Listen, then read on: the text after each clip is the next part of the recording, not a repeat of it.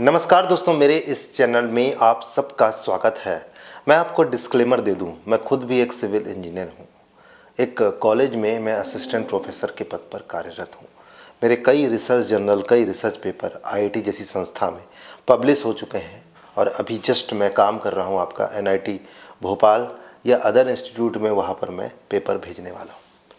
ये जो पेपर संबंधित है दोस्तों, जस्ट एक इंट्रो आपको दे दूं, ये है आपका रायपुर विशाखापट्टनम एक्सप्रेसवे। हालांकि इससे रिलेटेड मैं काफ़ी अच्छे वीडियो बनाया था, काफ़ी अच्छे व्यू शेयर किया था, बट अभी खबर एक निकल के सामने आई कि किस तरीके से सुकमा से जो मतलब आपका जो साउथ छत्तीसगढ़ की बात अगर हम करें तो सुकमा से आपका जो हाईवे है वो आंध्रा की तरफ जाता है, उसे चौड़ा करने के लिए सैंक्शन हो गया, जबकि वो एक घने फॉरेस्ट से होकर गुजरता है।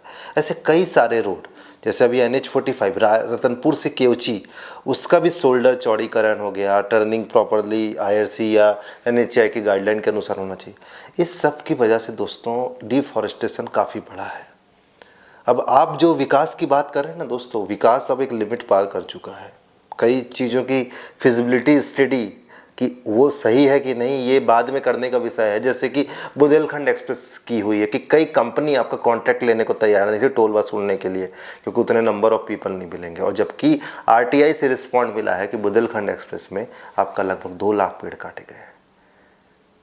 इसी तरीके से अगर हम देखें तो एक सेलेक्टेड पेज में रायपुर विशाखापट्टनम, जैसा कि आप डायग्राम पे भी देख पा रहे हैं कि ABCDEFGHI इस टाइप का मैंने नोटेशन दिया है। यहाँ पर जगह जगह स्पॉट पे किस तरीके से आपका डिफॉरेस्टेशन हुआ है। लगभग जो कैलकुलेट वैल्यू आ रही है 2 लाख के आसपास की ट्री की आ रही है। अगर हम पर स्क्वायर किलोमीटर या 1 एकड़ की बात करें तो कितने पेड़ हो सकते हैं फॉरेस्ट डेटा के अनुसार, उस डेटा के अनुसार यहाँ पर डिफॉरेस्टेशन हुआ है। मतलब ये मान सकते हैं कि यहाँ पर पेड़ों की कटाई हुई है। इमेज भी आप देख पा रहे हैं किस तरीके से। और साथ ही आपका जो सुकमा वाला हाईवे है या अन्य कई हाईवे ऐसे सैंक्शन हो रहे हैं बहुत सारे। तो मैं आपको बता दूं कि कई हाईवे जहां घने घने अगल बगल पेड़ हुआ करते थे, घने पेड़ हुआ करते थे, जब वो 4 लेन बन गए हैं तो दोस्तों वो घने पेड़ तो गायब हो गए हैं, फिर से प्लांटेशन भी नहीं हुआ है। 10 साल बाद स्थिति आप देखोगे तो बीच डिवाइडर में भी पेड़ पूरे सूख गए हैं। मतलब जो आज से 30 साल पहले जो केयरिंग होती थी वो तो नहीं हो रही है ना। और फॉरेस्ट अधिनियम का एक बहुत अच्छा रूल है कि अगर कोई हाईवे या स्टेट हाईवे, नेशनल हाईवे पार हो रहा है, जंगलों से आप चौड़ा कर रहे हो, तो उतने एवज में आपको पर्टिकुलर फॉरेस्ट को एक ज़मीन देनी पड़ेगी। पैसा मतलब सामने वाली पार्टी खर्च करेगी जो रोड बनवा रही है, जो मान लिया NHAI है या सेंट्रल गवर्नमेंट है, वो फॉरेस्ट को पैसा पे करेगी। पर उसके कुछ सबूत होते नहीं दिख रहे हैं कि वो वहाँ कहाँ पर, कागज़ों में बस है। और इस तरीके से एक्सप्रेसवे क्रॉस होगा, उसके कई उपाय भी हैं। ऐसा नहीं है कि केवल उसमें हम नेगेटिव बात करें कि नहीं हाईवे पास नहीं होना चाहिए। पहली बात तो 42 मीटर का चौड़ा ये रायपुर विशाखापट्टनम एक्सप्रेसवे, उसे कम किया जा सकता था, 6 लेन से कन्वर्ट करके आपका 4 लेन किया जा सकता था। उसी तरीके से जो स्पॉट पर्टिकुलर 2 से 3 किलोमीटर, 1 किलोमीटर माने थे, वहाँ पर फ्लाई ओवरनुमा स्ट्रक्चर बनाया जा सकता था। उससे क्या होता है कि एक पिलर के जरिए हाइटेड ब्रिज रहेगा और उसके ऊपर से हाईवे पास होंगे, तो जो नीचे का पर्टिकुलर एरिया है ना, वो 5-6 सालों में अपने आप घने फॉरेस्ट में तब्दील हो जाएगा।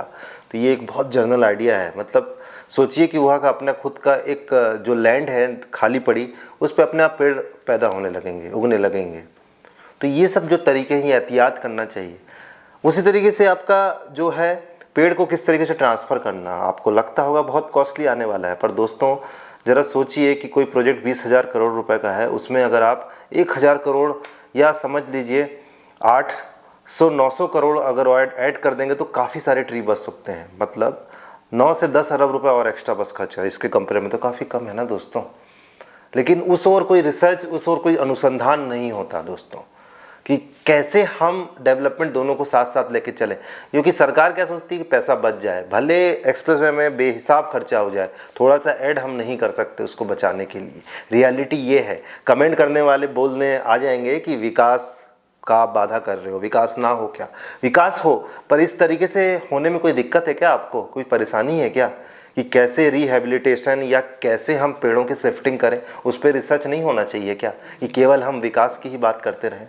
तो रायपुर विशाखापट्टनम एक्सप्रेसवे की ये एक स्टडी है जो कि एज मैं सिविल इंजीनियर हूँ, मास्टर हूँ, ट्रांसपोर्टेशन इंजीनियरिंग में एमटेक किया है, उस आधार पर मैंने इस पर पूरा एनालिसिस किया है।